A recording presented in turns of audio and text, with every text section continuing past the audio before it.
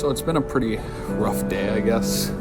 One of my partners and I, we just not see eye to eye. We're best friends, and ultimately it's going to make it so we quit a project that we've been working on for a year together. And it's just a mistake that we made in the past, like 5 years in the past, that I guess one of us are not quite able to get over, and that's okay. I respect his decision, and it was really tough. I was beat up over it. I was pissed off, actually. It was hard for me not to take it personally.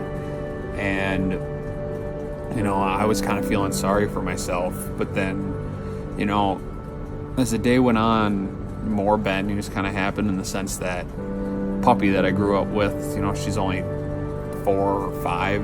She had an obstruction in her stomach, and she hasn't been eating for 4 days, so she's in emergency surgery tonight.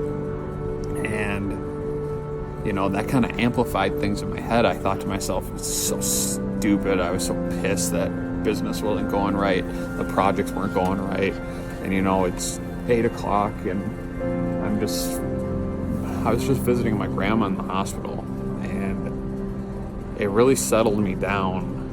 And I hope all of you guys realize that when you think about it, happiness is what matters. Money doesn't matter. How successful you are, how successful your business is, doesn't matter. It's life. And life is short. You have the choice to be happy about something or mad about something.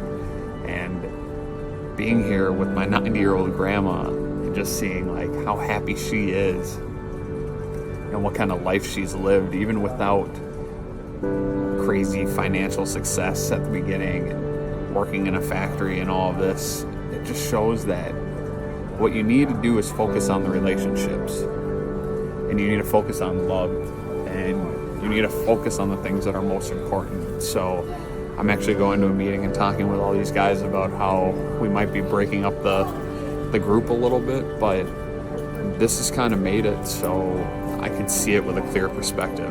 That business it's every part of us, and it's hard to separate it from our personal life, but in the grand scheme of things, it's really so unimportant in comparison to our relationships, our family, our friends. And you should never let business get in the way of that.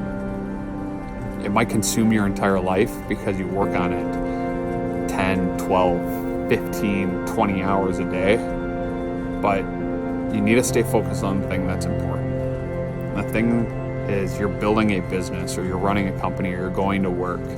So your friends, your family, your loved ones, all their lives, you're hoping that all their lives are better because of what you're doing at work. And when you let work affect your family life and the loved ones around you, and it interrupts your relationships in any way, it's not worth it. And you need to put that aside, and you need to think about the bigger picture and focus on what's important. So I just think I don't think everyone needs to go to the hospital to be aware or open their minds to a concept like that, but I think all of us get really bogged down and we forget about what's really important. I thought this might be slightly helpful for any of you guys out there that deal with writer's block. I write blogs for our GoMahi.com site, and I have found that one of the hardest things for me is to just say or really get all these words in my head down on paper. So I'm currently writing the blog right now. So I have this piece of paper here that has our target audience right there in my hand.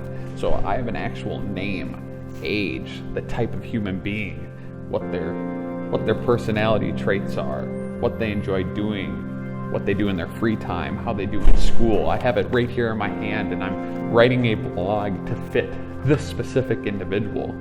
But I suck at writing the first draft, so I actually go and I actually speak out the first draft. My first draft is actually in spoken word, and I record it, and then I sit down and I type it up. And then off of that spoken word, I actually improve upon that written document. And then I do a second draft and a third draft, because it's really important to realize some of the greatest writers today that we all know and love, their first draft sucks. And they are really truly just the best editors of all time. So my writing is brutal, but I spend more time wasting and sulking around because I just have writer's block than I do actually writing. So I think everyone, if you have writer's block, just start speaking what you're thinking and then make improvements later. It's a game changer. All right, guys, so there are nights that you're just working away and there's just not a lot of people around you that are necessarily putting in the same amount of time. And I mentioned this a couple days ago about getting lonely, and I'm not depressed, so just don't worry about that. But sometimes you need to use like third-party mentors to keep you focused. And these third-party mentors are people that don't know you exist. And strangely, or not strangely, my third-party mentor tonight was Denzel Washington. When I was working on one of the mindless tasks that I was working on, I ran across Denzel Washington's commencement speech, and I wanted to read something to you guys that really got me excited.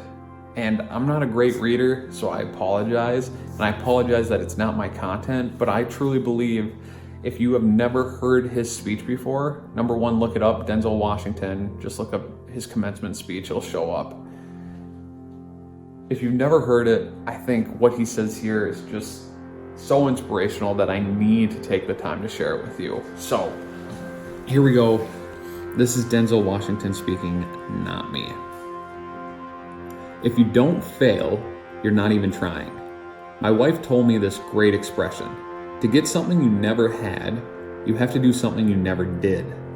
Les Brown, motivational speaker, made an analogy about this. He says, imagine you're on your deathbed, and standing around your bed are the ghosts representing your unfilled potential.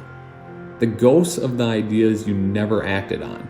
The ghosts of the talents you didn't use. And they're standing around your bed, angry, disappointed, upset.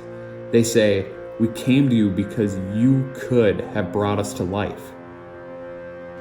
The second thing they say is, and now we have to go to the grave together.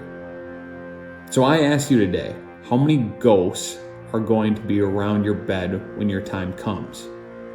You have invested a lot in your life, and people have invested a lot in you.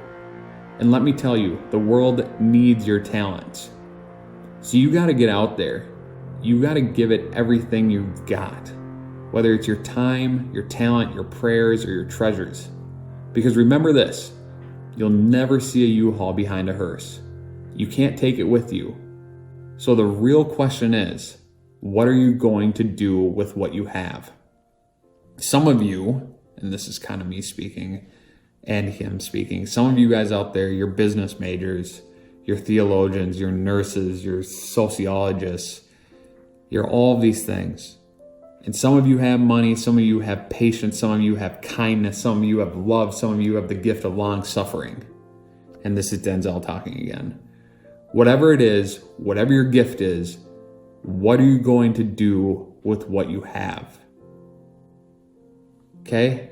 I'm sorry if that was dumb to bring up, but what is your gift and what are you going to give today? I hope all of you guys give, and you pursue what you love. Because he knows a lot more than me. And if he's saying that to me, he's saying that to you, why wouldn't you do something about it today?